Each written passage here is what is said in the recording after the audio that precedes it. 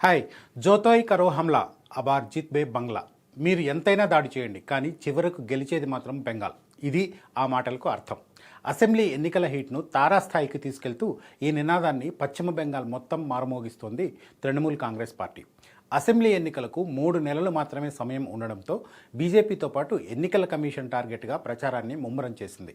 అబార్ జిత్బే బంగ్లా పేరుతో రాష్ట్ర వ్యాప్త యాత్రకు శ్రీకారం చుట్టింది. 15 ఏళ్లుగా బెంగాల్ పీఠాన్ని అంటిపెట్టుకుని అధికారాన్ని అనుభవిస్తున్న మమతా బెనర్జీకి అబార్ జిత్బే యాత్ర గేమ్ చేంజర్ అవుతుందా?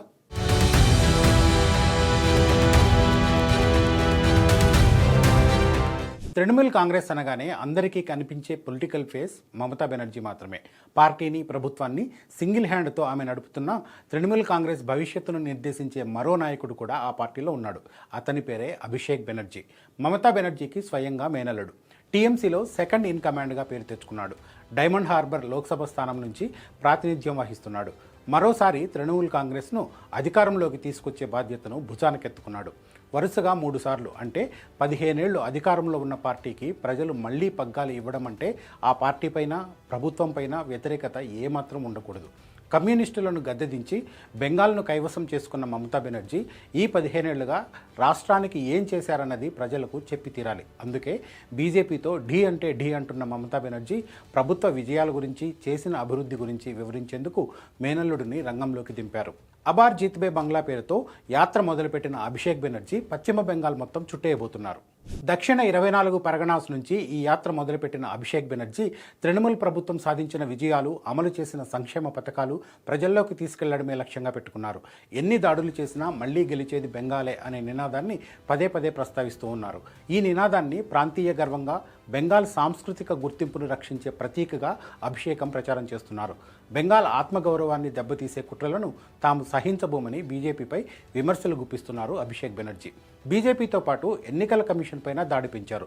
ఎస్ఐఆర్ ద్వారా బెంగాల్ ప్రజల ఓట్ల హక్కును ఈసీ హరించి వేస్తోందని ఫైర్ అయ్యారు. 2023లో కూడా అభిషేక్ బెనర్జీ ఇదే తరహా యాత్ర నిర్వహించారు. నబో జోవార్ పేరుతో రాష్ట్రమంతా తిరిగారు. 2024 ఎన్నికల్లో తృణమూల్ కాంగ్రెస్ 29 స్థానాలు గెలవడానికి అభిషేక్ యాత్ర దోహదం చేసిందని పార్టీ వర్గాలు చెబుతున్నాయి. ముఖ్యమంత్రి హోదాలో మమతా బెనర్జీ చేసే ఎన్నికల ప్రచారాల కంటే స్టార్ క్యాంపెయినర్గా అభిషేక్ చేసే యాత్రలే ఓటు రాలుస్తాయని పార్టీ వర్గాలు నమ్ముతూ ఉన్నాయి. పైగా లోక్సభ ఎన్నికల్లో పార్టీ అభ్యర్థులను నిర్ణయించడంలో కూడా అభిషేక్ బెనర్జీ కీలక పాత్ర పోషించారు. ఆయన రాజకీయ వ్యూహాలను మమత పూర్తిగా ఫాలో అవుతూ ఉన్నారు. అబార్ జిత్బే బంగ్లా యాత్ర కూడా అంతకంటే ఎక్కువ ఫలితాలు అందిస్తుందన్నది దీది ఆశ. మరోవైపు అభిషేక్ బెనర్జీ పొలిటికల్ యాత్రపై కాంగ్రెస్తో పాటు బీజేపీ విరుచుకుపడుతున్నాయి. 15 ఏళ్లుగా బెంగాల్ను నాశనం చేసి ఇప్పుడు 5 స్టార్ యాత్రలు చేస్తున్నారంటూ ఎదురుదాడి మొదలుపెట్టాయి. చొరబాటుదారులకు కూడా ఓటు హక్కు కల్పించి మమతా బెనర్జీ రాష్ట్రాన్ని ఏలుతున్నారని, ఇకపై టీఎంసీ ఆటలు సాగవని కమలనాథులు హెచ్చరిస్తూ ఉన్నారు. రాజ్యాంగ ప్రక్రియలో భాగంగా దేశవ్యాప్త ఈసీ స్పెషల్ ఇంటెన్సివ్ రివిజన్ చేపడితే అదేదో బెంగాల్లో మాత్రమే జరుగుతుందన్నట్లుగా ఓవర్ యాక్షన్ చేస్తున్నారని బీజేపీ నేతలు ఫైర్ అవుతున్నారు.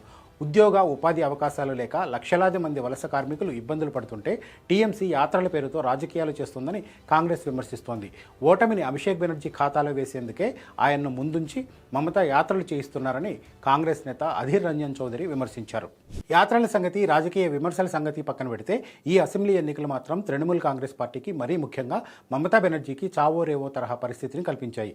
ఓవైపు వ్యూహాత్మకంగా దూసుకొస్తున్న బీజేపీ, మరోవైపు అగ్రెసివ్గా కొనసాగుతున్న ఓటర్ల జాబితా సవరణ, వీటన్నిటికీ తోడు 15 ఏళ్లుగా ఉన్న ప్రభుత్వంపై సహజంగానే ఏర్పడే వ్యతిరేకత, వీటన్నింటినీ దాటుకుని 4వసారి అధికారంలోకి రావడం కత్తిమీద సామే. చూద్దాం ఈ 3 నెలల్లో ఎవరి వ్యూహాలు ఎలా ఉంటాయో, రవీంద్రుడి భూమి ఏ రాజకీయ గీతాన్ని ఆలపిస్తుందో. అసెంబ్లీ ఎన్నికలపై మరో స్టోరీతో సీ యూ అగైన్.